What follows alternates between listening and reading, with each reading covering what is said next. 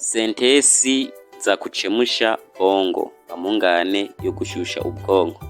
Ego narateguye amungane atari make azobafasha canke yo gushusha ubwonko kugira iki mubone urugero rwanyu mu Giswahili. Hari igihe ubona iryungana ari rishasha canke wari usanzwe urizi. Ego nabicishije mwuko umvise ahantu hari list y'amajambo menshi nyine ari amungane ari mu Giswahili, mvuze ati reka ntirumwe ano majambo nze ndashira mu Kirundi nze ndayabaha. Ego rero turabisemu ya kwanza igice ca mbere. Iryungana rya mbere vuga ati wanafunzi wanahamia Ulaya, ati abanyeshure barimukira i Buraya canke ati abanyeshure bimukira i Buraya. Kuhama canke kuhamia ari nk'ahantu kanaka, ni kwimukira ahantu kanaka, kuhimukira. Ulaya ni Buraya. Ukurikira sisi tutawandikia barua, tuzawandikira ikete. Urumva twebwe sisi tutawandikia barua, barua ni ikete. Ego ukurikira usalama umeimarika siku hizi, ti umutekano wakomeye canke ati wateye imbere muri iyi minsi. Uvuga usalama ni umutekano, kuimarika ni nko gutera imbere canke gukomera. Ego ukurikira majumba yanaporomoka, majumba yanaporomoka, ti inzu zirabomoka. Kuporomoka ushobora kubikoresha uvuga kubomoka, nyumba ego inzu. Ariko uvuze majumba muga gusa nyumba kirashobora kuba kiri no mu bwishi. Majumba ahubwo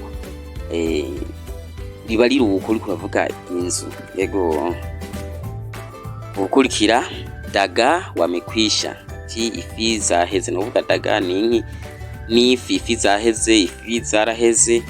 Ego urashobora kububona ivyo byose ubizi cyangwa ukaza urabona mu tujambo dushasha mugani kugira nyene mushusha ubwonko. Ubwo mwe wibuka ari nk'amavuga wibagiye uzurayibonamwo. Ego ukurikira kaka amefuzu mutihani, nyene wacu yatoye ikibazo canke ati yaratoye ikibazo. Umva ufuzu ni gutora, umva yaragitoye yaramenye. Ego ukurikira yeye anasafiri kwa gari, tiwe atembera n'imodoka. Umva atembera n'imodoka.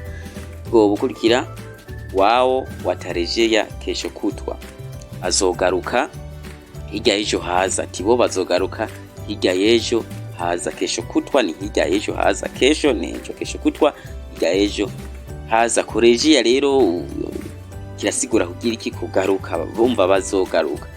Ego ukurikira tangazo hilo linashangaza watu wengi, ati iryo tangazo liratangaza abantu benshi.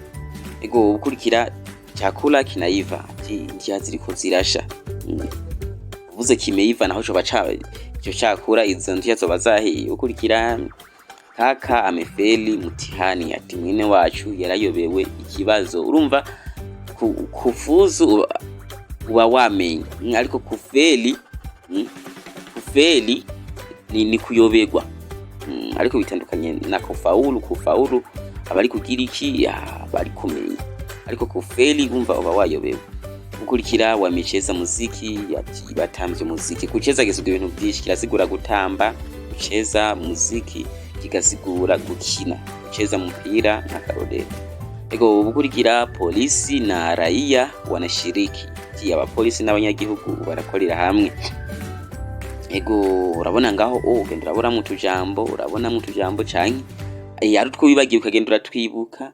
Nico gituma nazanye aya mungari kugira uzurabona ibintu wibuka ari nk'ivyo wibagiye, kuzurasoma aka video ukumviriza ati ibi narisanzwe ndabizi. Wanafunzi na wazazi pia subiremwo, wanafunzi na wazazi pia na mwalimu mkuu watakaribishwa katika sherehe.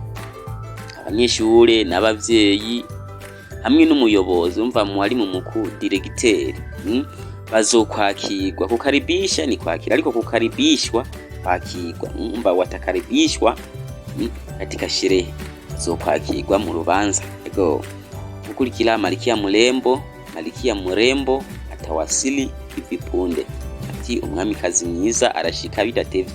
Umva mvuze hivi punde, mba mvuze bidatevye. Umva ati punde si punde, umva atani kirigo kinini gaciye bitanatevye. Ukurikira watu wanene warefu wamefunga barabara inayoelekea kanisani. Abantu bavyibushe barebare, watu wanene warefu, abantu bavyibushe barebare wamefunga barabara inayoelekea kanisani. Uvugaye ibarabara ryerekeza mu misa. Ego bukurikira malori yale